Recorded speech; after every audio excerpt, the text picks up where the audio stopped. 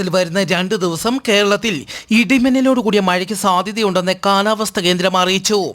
ഇടിമിന്നലിന് സാധ്യതയുള്ളതിനാൽ പൊതുജനങ്ങൾ ജാഗ്രത പാലിക്കണമെന്നും ഇടിമിന്നലിന്റെ ആദ്യ ലക്ഷണം കണ്ടുകഴിഞ്ഞാൽ ഉടൻ തന്നെ സുരക്ഷിത കേന്ദ്രങ്ങളിലേക്ക് മാറണമെന്നും ഇടിമിന്നലുള്ളപ്പോൾ കുളിക്കുകയോ ടെലിഫോൺ ഉപയോഗിക്കുകയോ അരുതെന്നും അറിയിച്ചു.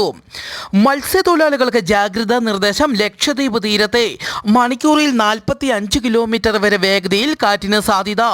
തെക്കിഴക്കൻ അറബിക്കടൽ, മാലദ്വീപ്, കന്യാകുമാരി പ്രദേശം, അതിനോട് ചേർന്ന ഭൂമധ്യ രേഖയോട് അടുത്ത് ഇന്ത്യ മഹാസമുദ്ര ഭാഗങ്ങൾ, തെക്കൻ ആൻഡമാൻ ദ്വീപ്, അതിനോട് ചേർന്ന തെക്കിഴക്കൻ ബംഗാൾ ഉൾക്കടൽ, തെക്കൻ ആൻഡമാൻ കടൽ എന്നിവിടങ്ങളിലും മണിക്കൂറിൽ 55 കിലോമീറ്റർ വരെ വേഗതയിൽ കാറ്റിന് സാധ്യതയുണ്ടെന്ന് കാലാവസ്ഥാ കേന്ദ്രം അറിയിച്ചു.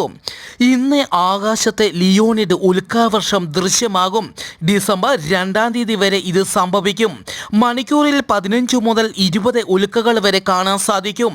ഉൽക്കാവർഷം സാധാരണയായി അർദ്ധരാത്രിക്കും പുലർച്ചയ്ക്കും ഇടയിലാണ് ഏറ്റവും കൂടുതൽ ദൃശ്യമാകുന്നത്.